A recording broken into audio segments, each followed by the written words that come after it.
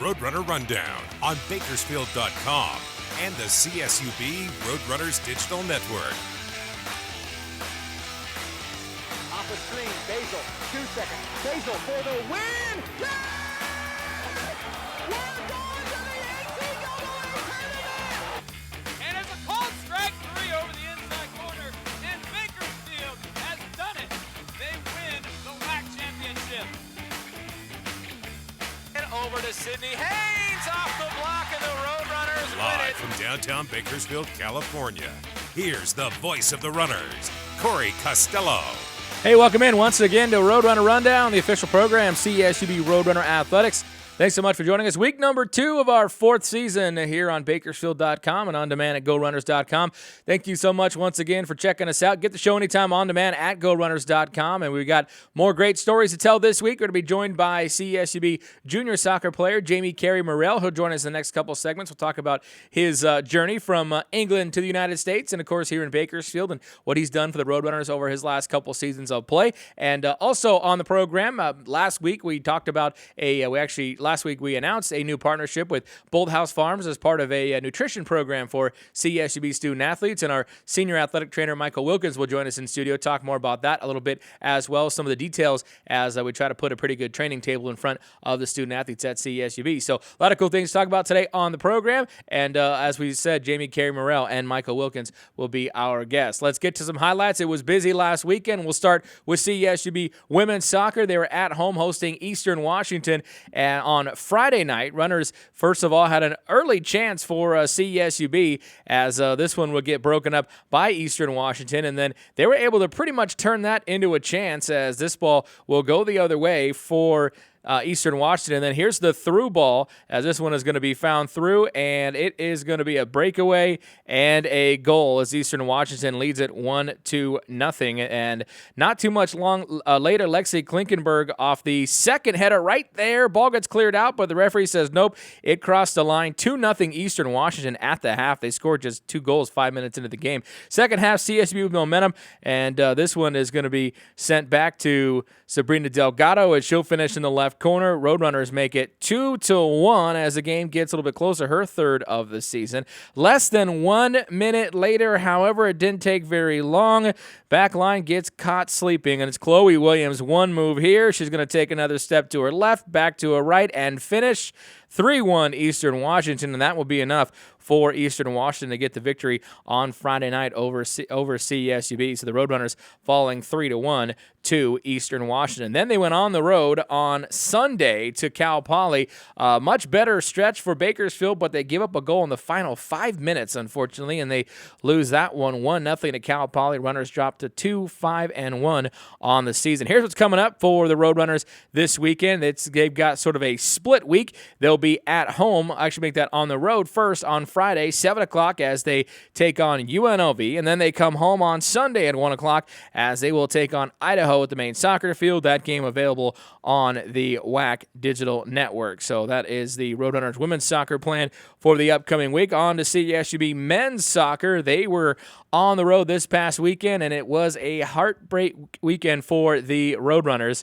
As we will go to volleyball now, there we go, women's or men's soccer, 1-0 they lose to New Mexico. This one in overtime as CSUB fell once again in OT to New Mexico, 1-0. Then on Sunday, trying to change their luck, and they lose again in overtime, 1-0. This one actually on a heartbreaking own goal as well. The Roadrunners now 0-3 in their overtime matches this season. Here's what's coming up for the Roadrunners.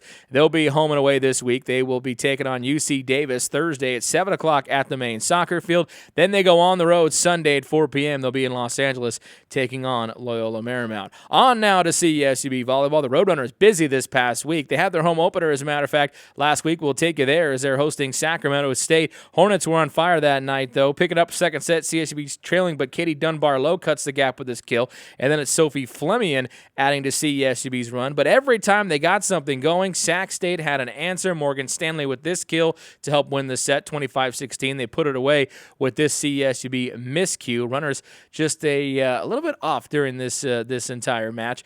And between sets, Superfan trying to get him going, but it doesn't look like it was going to work this time around. Third set action. CSUB a better start. Carol Grasso hitting over a good Sacramento State block. They trail by 2. Grasso had 10 kills in the match. Then Katie Dunbar-Lowe with a block. She's pumped. Runners playing better. They trail by 1.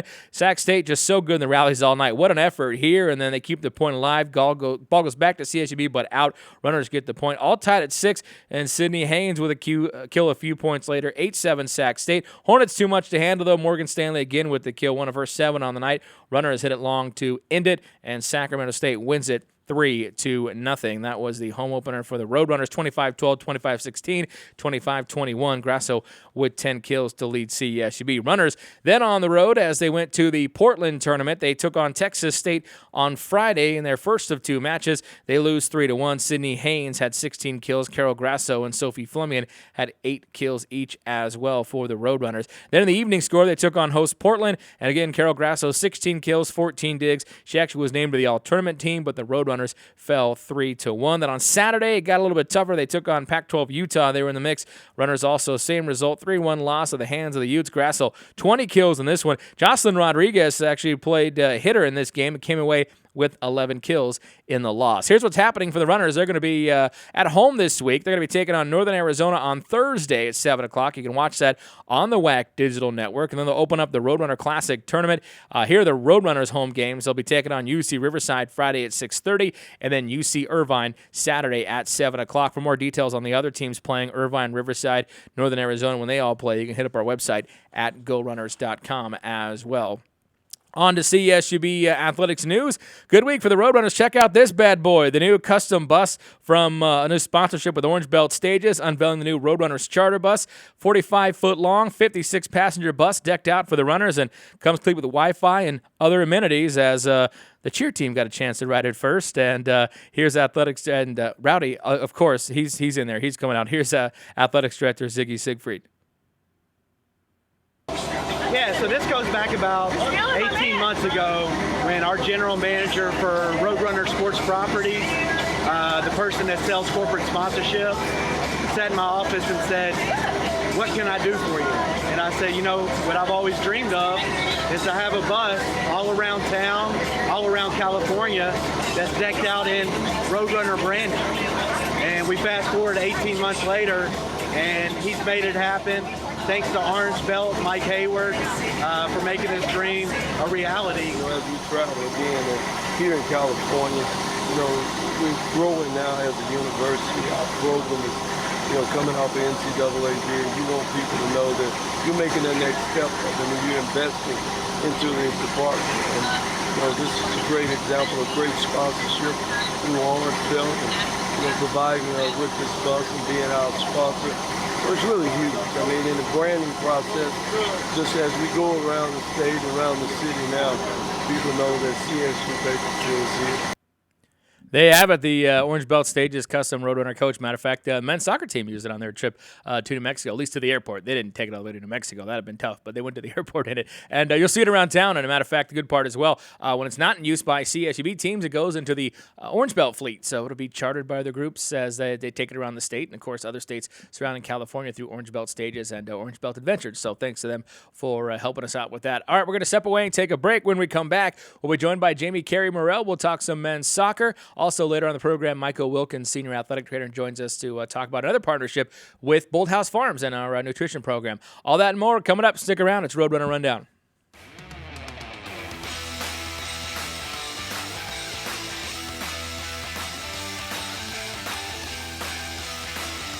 Off the screen, Basil, 2 seconds.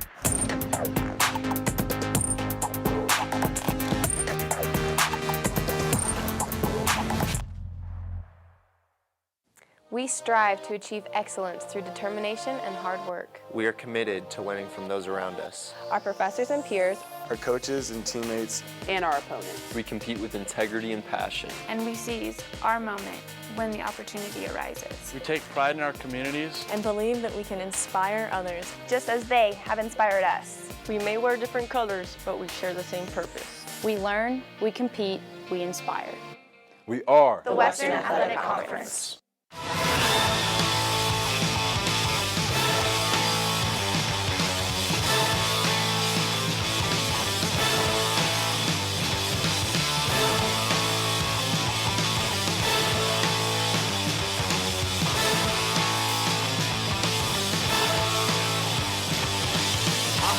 Basil, 2 seconds. Basil for the win! CSU Bakersfield, champions made here.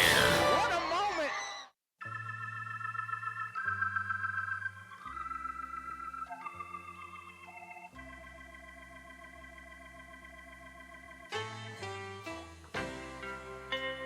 What shall I do to put myself by your side? What shall I do to put myself along by your side?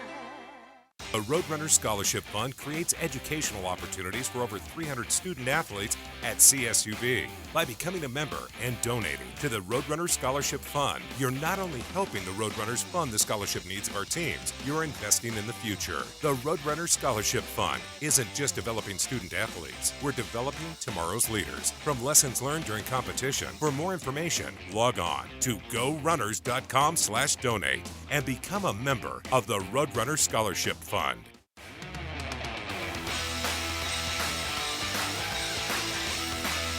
Welcome back to Roadrunner Rundown. Still to come on the program, our senior athletic trainer Michael Wilkins will join us. We'll talk about the new Bolthouse Farms partnership and the student athlete nutrition program and all that stuff going on. And I want to welcome to the program now as he's in his third season with the CSUB men's soccer team, a junior Jamie Carey-Morrell. Good to see you, man. How are you? Good. How are you? Glad you made it on the program. Appreciate it. And we're just actually talking in the break. We know, and we'll get to a little bit more. But you have a very supportive family, and they love watching all the games. And usually they're up very early in the morning doing so. But it's prime time right now in England, right? Yeah, correct. It's 7:12. So they're all at the dinner table watching it. Yeah, there you go. They're so yeah. Welcome to the entire family, and thanks for joining us. Start of the season. Let's talk soccer first. Some tough losses lately. You guys have been right there in extra time, and a couple haven't gone your way. I mean, has that been kind of tough to swallow, or you kind of feel like you at least are close in a lot of these matches? We've been close in all of these matches, and we have a talented squad. And we've lost the goals in the last couple of minutes of our games. Over time, we need to start getting better in terms of winning the game and scoring that goal to finish the game. But we've got a good squad, and there's no pressure as of yet. We haven't started the whack. We're still learning how to play with each other. We've got a lot of young players. But I'm ready for it, and the whole team's ready for it. So. Is it tough to play? I mean, this many, you played, 3 now overtime games. Is that tough to do this early in the season? I mean, I know later in the year, you guys have played a lot of overtime, a lot of extra time over the last couple of years, but is it a little tougher early in the year because you're still getting fitness, things like that? I think it's a great test of our character and as our team ability to win in overtime, because in the WAC, we play Friday, Sunday most weekends, so getting used to it now is important, and yeah, we've got to get better at that kind of thing. But now, I mean, and I know you guys are trying to get the offense rolling a little bit. 3 goals against Sac State, and then kind of thin since then. What sort of are there any tricks or things you can kind of get going, get the offense rolling a little bit? We got to stay confident. We have the chances. We just got to start taking them, and that's what it comes down to. It comes down to small moments in a game. Against New Mexico, we had a good chance to finish it and win, and we missed. And then next thing we know, they go and score with 28 seconds left. The same thing with Missouri State. We have 2 or 3 good chances, and they go and they score in overtime, and the game's over, kind of thing. So. You guys, I mean, it seems like the team's still, sticking together okay. Everybody's still optimistic about how things are rolling. Yeah, the team ethic's probably been the best I've played in. I have a lot of international players with me, a lot of players from Bakersfield, California, some from Canada, and it's a great squad. And we're still confident, even though the season hasn't started so well. We're still confident in our ability, and we've got some real talented players. So your third season in Bakersfield now. What's been the best part about your experience, here in California and in Bakersfield? Everything, meeting people, playing soccer, playing in front of big crowds, winning big games, and traveling around the US is kind of like a dream kind of thing for an English person to come out to the US. And I'm studying and I'm playing the sport I love. So yeah, it's been good so far. Now you came here from is it I pronounced right? Stevenage. Stevenage. Yeah. Stevenage. All right, good. I always worry about that one. What was the transition like for you as an international student athlete, and then coming here to the States? It was a big transition.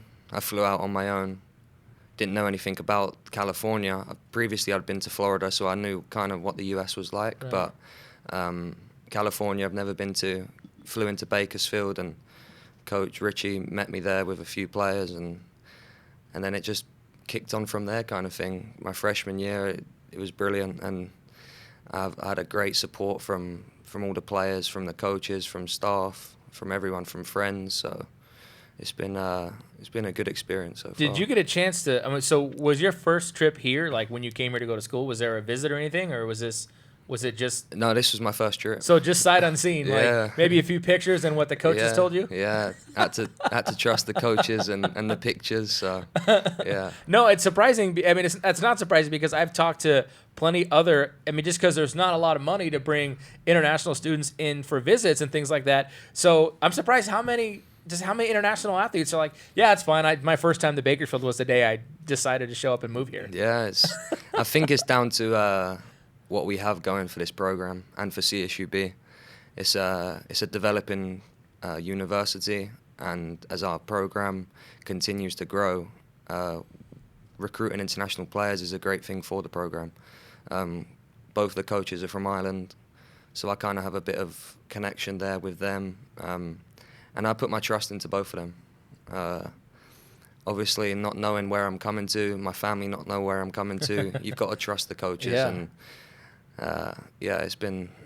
it's been great, and I'm very thankful for everything what's happened to me so far. Like, so. I wouldn't even go to a hotel without like having to check it out first. And you guys are just like moving to an entire country to just start a new opportunity. Yeah, that's crazy. Yeah, we have a lot of players this year who have just moved from Germany, from France, Switzerland.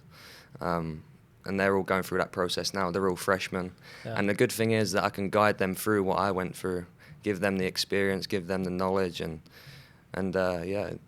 we're helping them out as well. So cool. Now, what was your decision like? About to come to the United States. I mean, what were the soccer options for you back home, or was it just school or play club? How did it kind of work out for you? So soccer back home. I was at academy level. Mm-hmm. I went there at 12 years of age to Luton Town, and I left there at 15. Nothing was happening there. I didn't feel confident in what I was doing, so I jumped ship to a rival team, Stevenage, my hometown. Mm-hmm. I was given my scholarship, which is like a 2-year contract, and you train 5 days a week, play on a Saturday, study for a day, which is on a Wednesday. So it's like a professional environment. Yeah. And yeah, I've stayed there for my 2 years. Unfortunately, I wasn't given my professional contract, but I had this in the back of my mind. This was my second option, and it was kind of, once I wasn't given my professional contract, that was it. I was ready to come, because I want to play soccer. Mm-hmm. That's all I want to do. I want to become a professional soccer player. It's the thing I love. But that's how it worked back home. Yeah. So. And I know, and I know some of that transition part too for international athletes has been that change in schedule, as you pointed out. You train a few days, you go to school one day, you play one day. Here, you go to school every day, you train every day, and you play a couple times a week. So how has that been like? I mean, that's a little bit for a guy who's played a lot of soccer growing up, but you come to the U.S. and there's even more demands on you. Yeah, it is demanding, but we have a great support from everyone, staff, team, coaches, and everything's there for us to grab by the horns kind of thing. And we're well, me personally, I love the studying aspect, because that's what you need in today's world kind of thing. You need an education, but then playing soccer every day and training every day, then 2 games a weekend, it's great. You've got a balance of both, and I love it.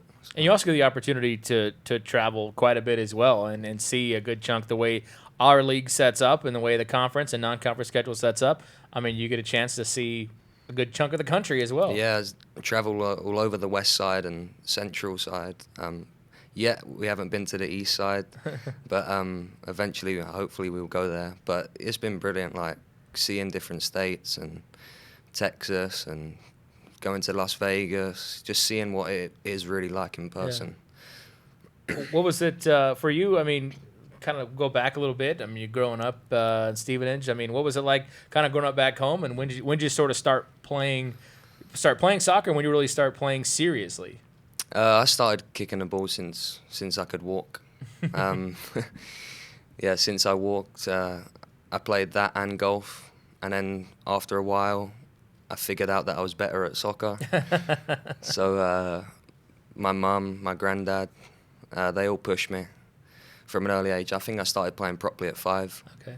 And then was in like a club level for 7 years. And then, like I said earlier, I went to an academy level.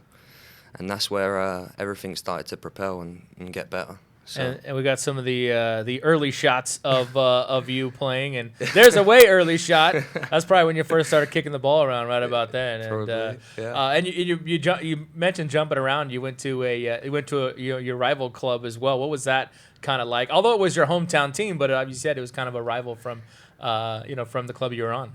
Yeah. So the connection was the rivalry kind of thing, and. All up until the first team, professional level, is still a rivalry, and it was kind of like, I don't know, it's hard because. There you are golfing, by the way. There you go. There's your early golfing days. Yeah. but at that level, you're a young person still, so it's not as important as a first team level. So my transition from Luton to Stevenage was fine.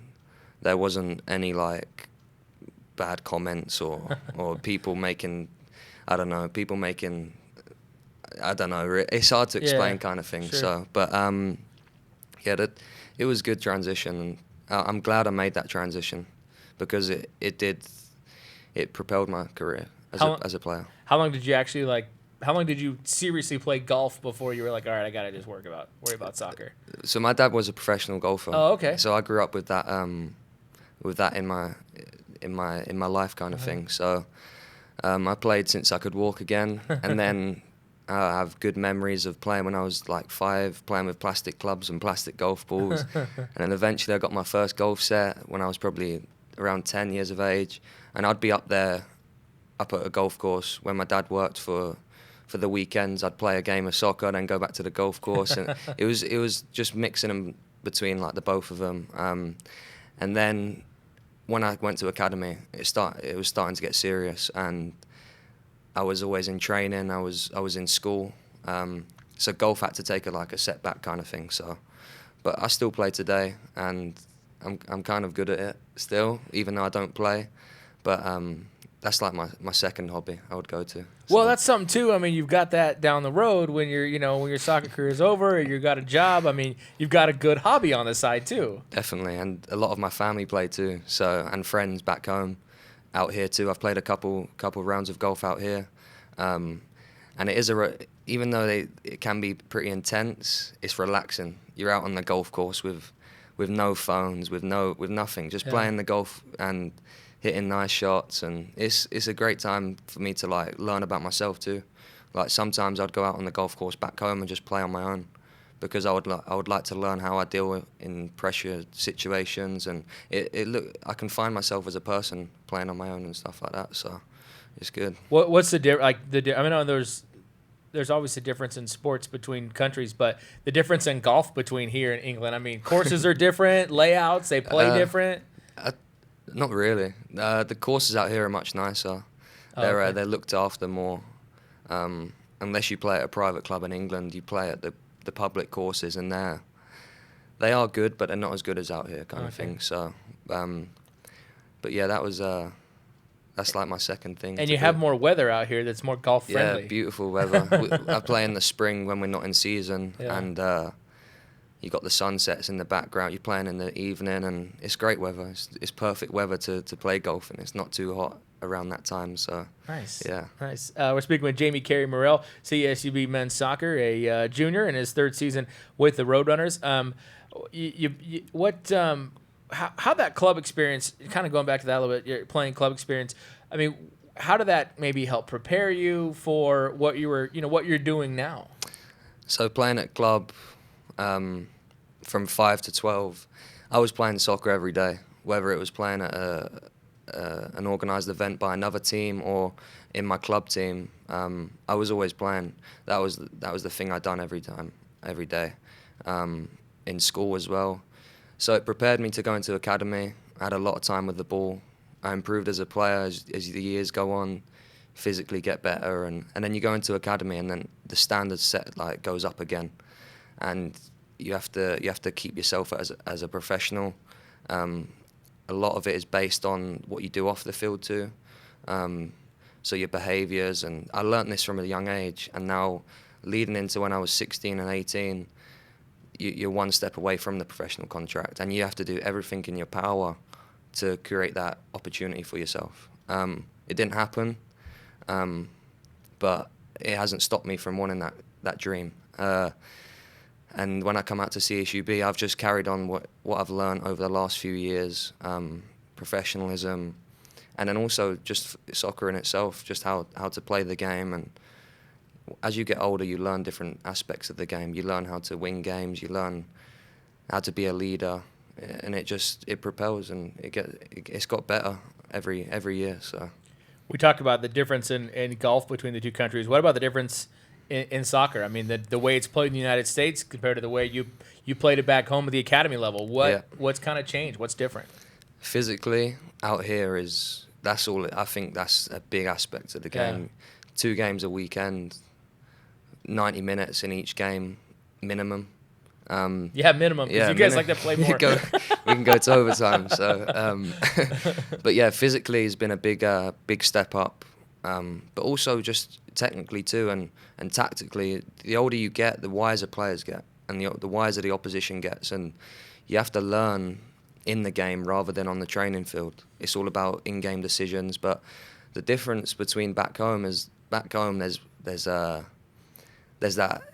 It's almost like a bit more passion in the game, because it's soccer in England is the main sport. Yeah. And you have players who are willing to do everything in their power to win the games, and there isn't much difference, but the biggest difference that there could be is physically, definitely. So. And it seems like the game, especially at the college level, when it comes to the physicality of the players, and I know the referees, they call it the way they're going to call it, but it just seems like there's sometimes a little more physical nature to the college game than maybe an overseas academy game. Yeah, because in the academy it's more of like an individual thing at the end of it, because you get offered a professional contract individually, not as a team. There is the league format, and you do play as a team together, but in this format out in America, we want to go to the national tournament. Mm-hmm. So we go for every game as much as we can, 100% effort. And like you say, the refs, they know what to expect, kind of thing, especially when teams like Utah Valley, UC Davis come to town, or we go to them. You know the game's going to be a physical battle. So we have to prepare ourselves for that as a team. But it's good, and I do like it. I like the power, the passion what our team show. So yeah, it seems like you do, because there's, for one half of the game, every game, you're like on our side of the field. There's the scorer's side, the broadcaster's side, and for as nice and smiling as you are right now, when that whistle blows and you're going, whoever's matched up with it, and you guys are going back and forth, it gets a little intense. Yeah, I think so too. I changed definitely on the field. Like I said, I want to win. I hate losing. It bugs me and it annoys me. But winning's the greatest feeling. So you do everything in your power to win. Yeah, it gets intense.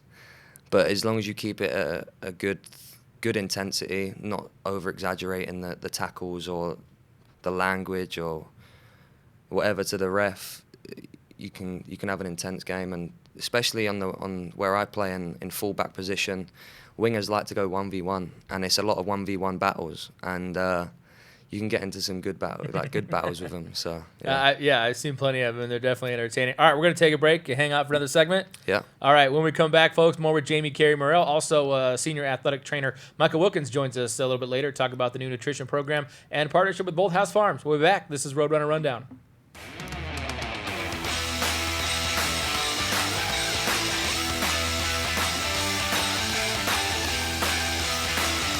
Off the screen, Basil, 2 seconds.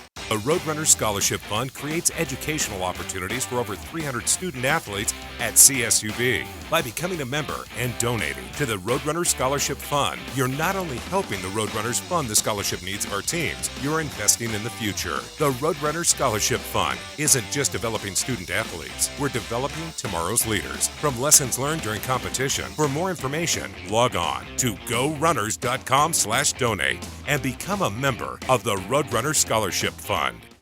We strive to achieve excellence through determination and hard work. We are committed to winning from those around us. Our professors and peers, Our coaches and teammates, and our opponents. We compete with integrity and passion. And we seize our moment when the opportunity arises. We take pride in our communities. and believe that we can inspire others, just as they have inspired us. We may wear different colors, but we share the same purpose. We learn, we compete, we inspire. we are The Western Athletic Conference. Introducing a new way to get the news.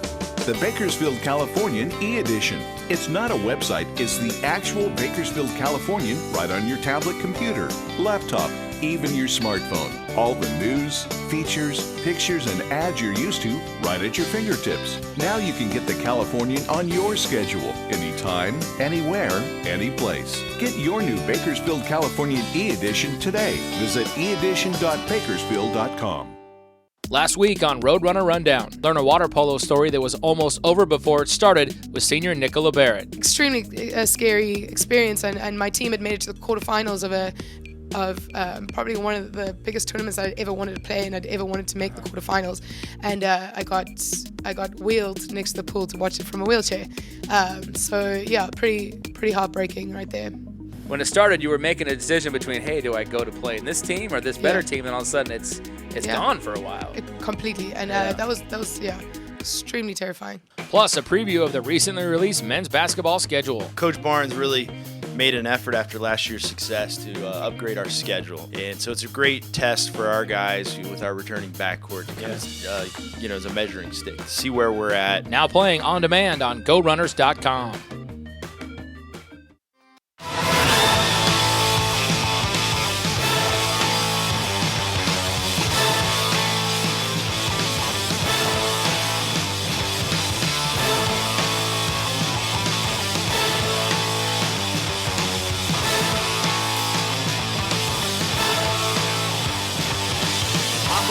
Basil, 2 seconds. Basil for the win! CSU Bakersfield, champions made here.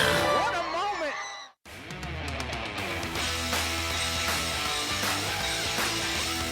Welcome back to Roadrunner Rundown. We continue with Jamie Carey-Morrell. Thanks for joining us on the show. Get it anytime on demand as well at GoRunners.com. If you missed a portion of today's show live, you can get it here very shortly on GoRunners.com. We're talking a lot about different sports. You played golf growing up and still do a little bit. The NFL season started over the weekend here in the U.S. Yeah. You talked about soccer being obviously a huge sport in England. Is there any interest for you in American football? You've been around for 3 years now. Have you kind of got onto it a little bit? You have to like it because it's everywhere. It's on every sports channel, college or professional. Sure. But I don't have a team, but I do like it. I like the players in there. They're so eager to win, and the spirit of the teams, and it's kind of motivating, and especially at college. Professional, I don't know so much about, but watching it at college, college football, that these players, they want to go to the NFL, so they put everything on the line. But yeah, I have interest in it. I do like it as a sport. It took me a couple years to get used to and understand the rules, and I still don't know every rule. Right. But it's since I first come out here, I tend to watch it a lot. So. And it seems like there's a lot, even some interest back home. I mean, there's even rumors of the NFL putting a team in London, and there's always games. There's 2 games in London every year. Yeah. So, I mean, has there been a little bit of buzz back in England for it? A lot of people actually. I have a lot of friends who do follow the sport, and they go to the games. It's in London at Wembley Stadium, and yeah, a lot of my friends do go to the games, and they do have a little bit of buzz about it because it is a different sport. We're not used to it back home, and there isn't much coverage back home of it. But out here, like I said, every sports channel is football. Right. So yeah. Right. And on the flip side of that, are you kind of surprised how many people in the U.S. are interested in, the Premier League and international soccer, because it's getting better TV coverage now. It's getting better, television and more coverage than before. Yeah, the Premier League out here is one of the biggest things, alongside NFL, baseball as well. But yeah, there is a lot of coverage out here. And the good thing about America, you can watch every game live, whereas back in England, they don't have the licensing or something like that to play the games. So you have to try and find a stream. So at 3 o'clock in England, which is 7 here. Yeah, 7 here. So yeah, 3 o'clock in England, they have like a sports channel which shows all the results and the scores and stuff like that. But out here, 7 a.m. I wake up, I watch every game, try to watch as many highlights as possible. So. But yeah, there's a big buzz of Premier League football or soccer out here. So yeah. You brought up baseball. Have you got any of that at all? Like, kind of hard to. I'm not really keen on baseball. It's a good technical sport, but it's something that I wouldn't enjoy. I like to be on the move. I like to. It's not really intense as soccer or basketball or football. So it has its moments, but there's a little downside. Yeah. We talked a little bit earlier and about your family and a great supportive group kind of back home in England, and I know they stay up all hours of the night to watch you play. I mean, we're talking like 2-3 in the morning when we kick off, and they're up. Yeah, they've all got their cup of teas in bed and they're watching the game. So. But I love it. They all text me before my games, a bit of motivation, take the pressure off me a bit. And when they watch, it actually makes me more relaxed kind of thing. So, and I know that they're watching. They're waking up at stupid hours, and I want to put a show on for them. Yeah, it is motivating because waking up at 3 a.m. to watch your son or your grandson or your brother you've got to put a show on for them. So. And especially as a team, we've got to put a show on for them. So it makes it a lot more special when we win games and they're up and I know they've watched it. So. And you've got and they're England and some in Ireland as well, right? Or no Irish. Oh, okay, just all in England. Yeah, all just right. all England. Yeah. I get to see sometimes where people watch, and I see this set on the the little dots that pop up on the international map, and so you get to go home during the summers a little bit here and there. Freshman year, I didn't go home. I wanted to have a year out here on my own, get to know the place, and a few of my friends come out here, and we went and traveled around California. Oh, cool. But the summer just gone, I went home. I went home actually for my granddad's surprise wedding. My nan and granddad renewed their vows. Oh, wow. My nan got me on a flight home. Oh, great. May 27th, before school ended. Don't know how we pulled it off, but there I am standing in the church, and he doesn't know I'm there. Looks around, and there's like a big celebration kind of thing. So, and then I was there for 2 months. Come back out July 28th, and then we started pre-season again. So, what do people, friends and stuff back at home think about you living and playing in the United States and the opportunity that you have? The social media kind of it tells everyone the story. Yeah.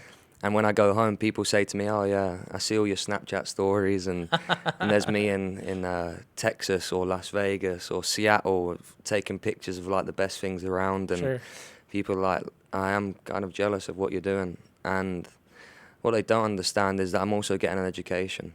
I'm bettering myself as a person.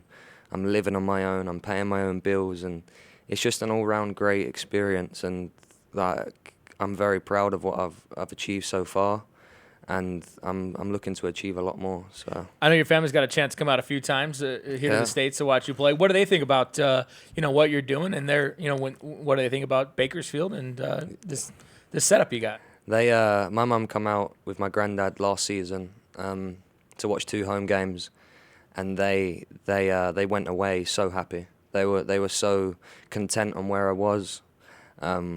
They saw where I lived, and they enjoyed it, and they saw the campus, and they loved it. And then just a couple of weeks ago, my nan, granddad, my sister, and my cousin came out. Oh, so cool. they come out for 2 home games. We didn't do so well, but they still enjoyed it.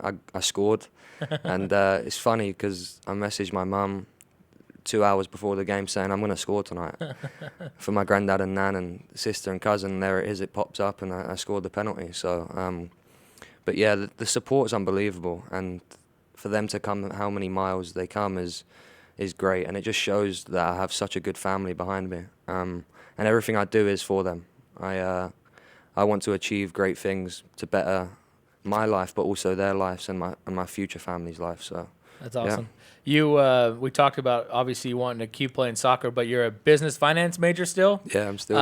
What are the plans after college in a year and a half or so? Professional soccer is my number one dream, and I want to pursue that, whether it's out here or in England or wherever. As long as I'm a professional footballer or soccer player, I'm very happy. But if it doesn't happen, then business finance is gonna propel my options in terms of maybe starting my own business or starting at a business and working my way up there to learn the aspects of a business and learn what goes on in a business to eventually own my own business one day. One of my family members owns his own electrical company, so he kind of has a good background knowledge in that. So business finance I see it as a good opportunity for me to make a good life of it after. And you're pretty good at it because you were academic all conference last year. So yeah, not too tough. No, it's I like to study. Like I said earlier, I don't see the point of me coming out here and not doing well. Yeah. I've been given a great opportunity, so I've got to approve that opportunity back by securing 4.0s, and I think my GPA is now at a 3.8 or Nice. cumulative, so it's at a good point right now. I'm just starting my major classes. They're going good, but they're a lot more challenging than general Sure. education. But Sure. Like I said, I want to learn, so I'm willing to study all hours and go to class and get better at business. So Awesome. What will you kind of take away? Is obviously you got a couple years left, but what will you take away as your time as a student athlete, and what were some of the key lessons you learned during this experience? Time management's massive.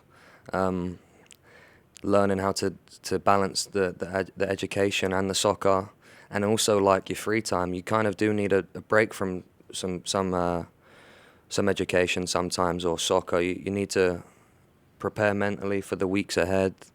Like we're in season now, and I'm on the road playing, Right. but I'm also studying still. And people don't understand that. They think it's all like, oh yeah, you're traveling, you haven't got nothing to do. But really and truly, I still have papers that are due on Monday, so balancing is massive, and that's probably one of the biggest things I've learned from my time as a student athlete. But I've still got things to learn, and I'm still learning. I'm in the learning process still as I'm becoming a junior. Well, I am a junior now, but then my senior year, I've got to get better in terms of time management again. So. Well, so far so good, and I know you guys, like I said, team-wise have been right on the bubble here of a couple close matches. Hopefully you turn that around this weekend. UC Davis on Thursday, and then Loyola Marymount on Sunday. So Yeah, we're looking forward to it, and after a loss, you just want to get back out and play Right. games, especially at home this Thursday, 7 p.m. You can't ask for a better kind of a game against UC Davis too. We beat them last year, so we're pretty confident in beating them again. And then we go to LMU on Sunday, Los Angeles. Our team loves soccer. It's got a massive buzz around the practice times, and we in the weight room too. It's just a complete different mindset from everyone, and it makes a better mindset for the whole team. But yeah, we're looking forward to Thursday and Sunday. So. All right. Well, good luck to you, and we'll be watching throughout the year. Thanks for joining us. Thank you very much. All right, Jamie Carey-Morrell here on Roadrunner Rundown. We're going to take a break. When we come back, wrapping things up, senior athletic trainer Michael Wilkins joins us to talk about the student-athlete nutrition program and the partnership with Bolthouse Farms. We'll be back. It's Roadrunner Rundown.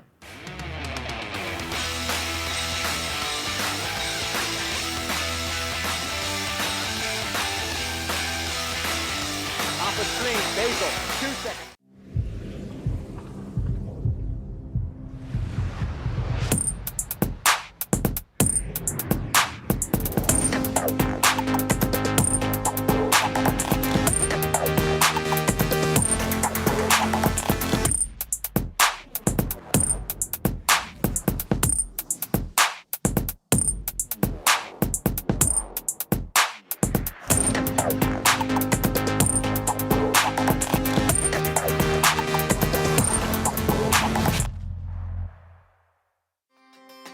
Introducing TBC Mobile from the Bakersfield, California. The most complete news, sports, weather, video, opinion, and lifestyle coverage in Bakersfield and Kern County. It's the easiest way to stay up to date on all things local while on the go. Read it on your smartphone or tablet. Download now by searching Bakersfield Californian in the Apple, Google, and Amazon app stores.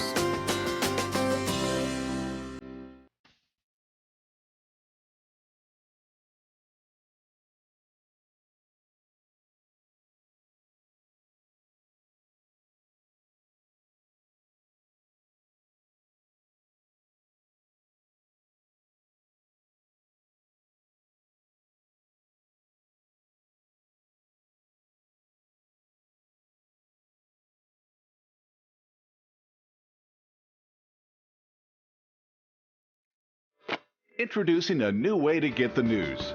The Bakersfield Californian e-edition. It's not a website, it's the actual Bakersfield Californian right on your tablet computer, laptop, even your smartphone. All the news, features, pictures, and ads you're used to right at your fingertips. Now you can get the Californian on your schedule, anytime, anywhere, anyplace. Get your new Bakersfield Californian e-edition today. Visit eedition.bakersfield.com.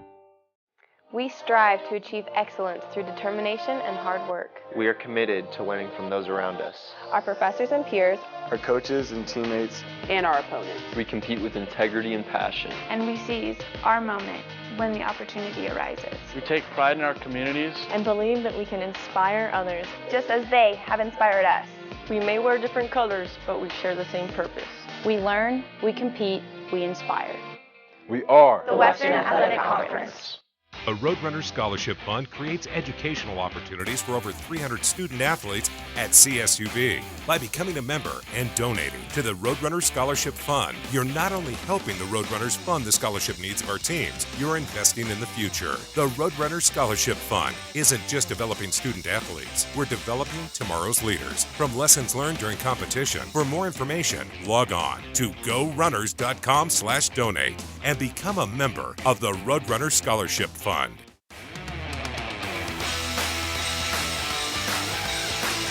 Welcome back to Roadrunner Rundown. My thanks to Jamie Carey-Morrell for joining us the last couple of segments. You can see more of his story if you missed part of today's show. Pretty soon it'll be available on demand at gorunners.com. And last week's edition with Nicola Barrett from CSUB Water Polo, her great story is available as well at gorunners.com. You can check out all the past episodes, and we encourage you to do that. Joined now in studio by Michael Wilkins, Senior Athletic Trainer for CSUB. Good to see you. How are you? I'm doing well, Corey. How about yourself? Good, good. Now, I know we've got this. We announced last week this partnership with Bolthouse Farms, hoping to grow the partnership with other people. But the Student Success Nutrition Program, something you're kind of heading up. Obviously, it's going to be part eventually of the new Kegley Center for Student Success. Talk about the program in general and kind of what the goals of it are with with student athlete nutrition. Well, as you know, hearing some of the student athlete stories, they're with us most of the day. They might be working out at 5 in the morning. They might not get off campus until 6, 7 o'clock at night. So having some healthy options for them to get to throughout the day. And so with this nutrition program, having a place that they can go, grab some snacks, grab something to eat, and then also giving some healthier options on campus as well. And this was the kind of first part of this was a partnership with Bolthouse and a generous gift where they just kind of provide products on a weekly basis, right? Yeah, so every week we're getting quite a bit of products. It's helping us out a lot. The athletes really love it. And this is going to last throughout the year. So our athletes can come in, grab some juices. We also have in the weight room some protein, so they can come in after their weightlifting session, grab some protein and help with their muscles. And so it's kind of twofold in that sense. So it helps them with their progress and their lifting and just the juices in general. And the carrots and things like that, it helps with the nutrition. Yeah, and they've actually, Bolthouse is kind of, they talk about themselves as we're carrot farmers, and they found a way to like take bad carrots and make them exciting. Yeah. A neat product that they have now is these little shakers, and so they give a little bag of carrots, and then you rip open a little packet of seasoning inside, and it gives you a ranch dressing or a chili lime dressing. It just flavors up the I never thought about that. Like, why did I not think of this?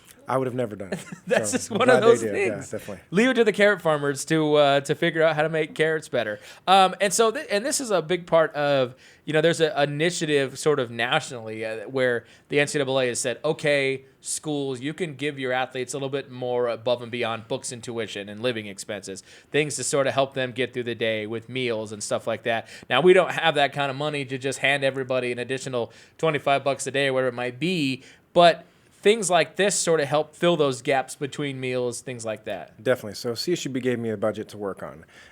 The budget's not going to go very far if I just went out and bought meals for the athletes. Yeah. So we're looking for different donors who can help fill that gap so our money can stretch a little bit further. And so this deal with Bolthouse was huge, and we're working on a few more. So that's part of it. We're just trying to get some healthy options, preferably donated, so we can make our money go a little bit further. But yeah, so far this has been a great one. It's a big step. The students really love it. And think about the advantage that we have because, most of the nutritious food grown in the country is grown within, a stone's throw of this place. Yeah. So, if more companies like Bolthouse were willing to kind of step up and be a part of it, man, talk about a huge advantage because we get it, talk about farm to table, like we're getting it right away. If you drive on the outskirts of Bakersfield, you're going to go through a dairy, you're going to go through some kind of a nut orchard, you're going to go through. So yeah, we're in a great spot for it. Now, if we can get those people to help us out a little bit, it would be great. And it also seems with, what are some of the other initiatives with this program? I know it's tough, like eating on the road being what it is. Is that kind of education stuff sort of included in this a little bit? It's a big part of it. Nutrition, education is a big part of it. We're going to be trying to teach our coaches, preferably our assistant coaches, graduate assistants, how to make healthier decisions for our athletes. So when they travel, they stop and they eat all over the place. And we want to make sure that it's not just burgers and french fries, that it's something that's going to help them participate in their sport a lot safer, more efficiently, and more effectively. Especially the recovery, and I say recovery sports, but for every sport, pretty much, your basketballs, your men's, women's soccer's, volleyball, teams that play multiple games in a day or multiple games over a couple days, that nutrition part's a pretty important part of the recovery process, getting ready for the next game, isn't it? Every sport's got its own way of physically taxing our athletes. So whether it's an endurance sport like a distance swimming or cross country, or if it's something that's like golf, they're out in the sun walking 18 holes or 36 holes or more, and so we need to make sure that all of our athletes are being taken care of well. It's funny you bring that story up. A lot of it's just education based too, but I remember a couple years back, he just graduated from men's basketball, but Ali Ahmed, we were playing in Hawaii, and he had really bad cramps. I think the first game, and so he had some cramps, and we had to play like that next evening.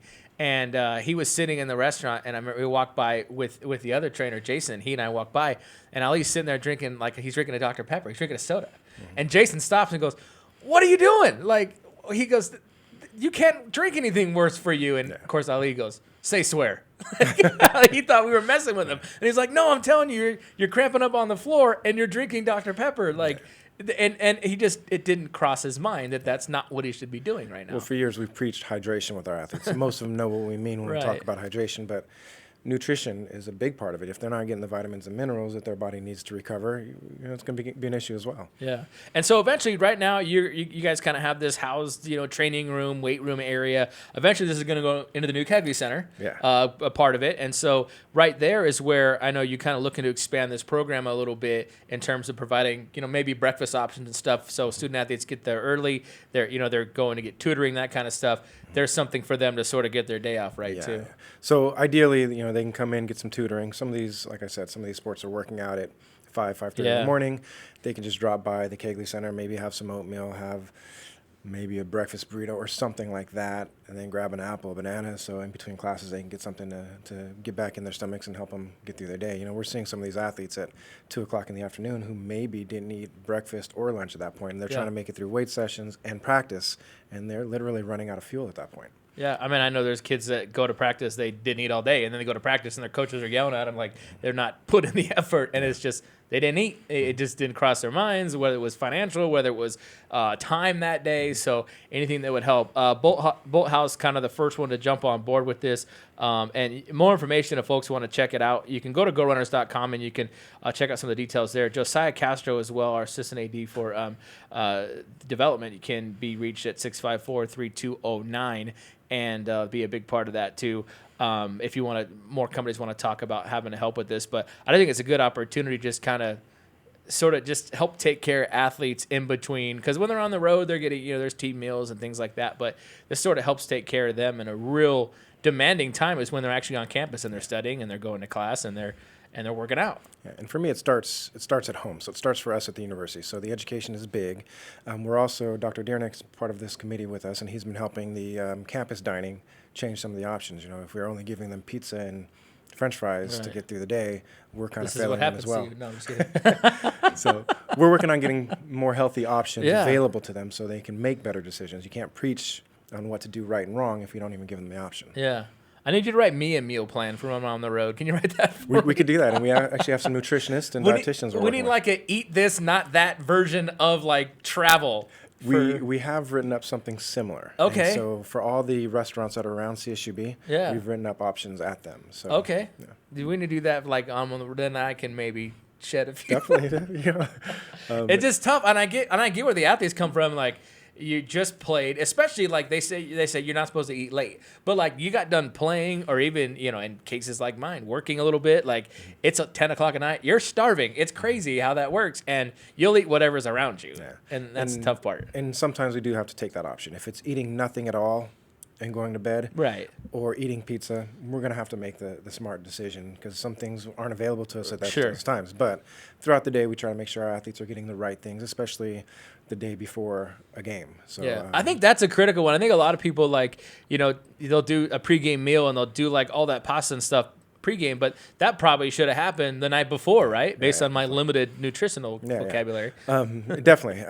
Really, hydration is the biggest key, and you're looking at 24 hours before. Yeah. If you feel thirsty, you were dehydrated a while ago, and so your body's kind of trying to catch up. So nutrition's the same way. We need the right things, and we need to plan for it, not just kind of, I got a game today, 2 more hours, let me go grab something. And so, this is something we try to plan ahead. And then even like you plan about altitudes, and when you're playing there, you got to drink even more. I mean, I've been on trips and coaches have said like, look, we're playing at 7,000 feet, wherever it may be.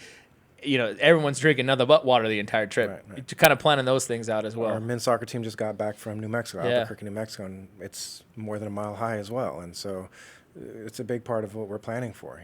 We're trying to push our fluids and, making sure that they're staying hydrated and staying loose.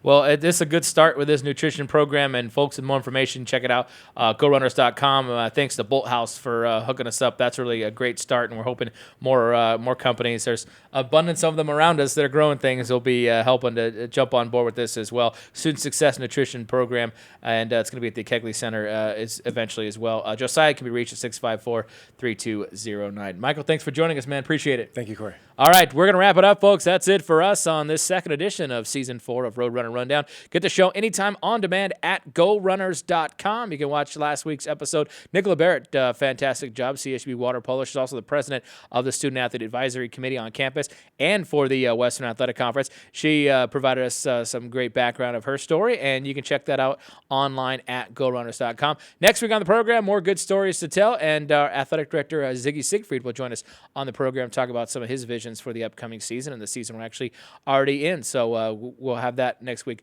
on the program, live here at Bakersfield.com at 11 a.m., and, of course, on demand at GoRunners.com. That's going to do it for us. We'll catch you next week. This has been Roadrunner Rundown.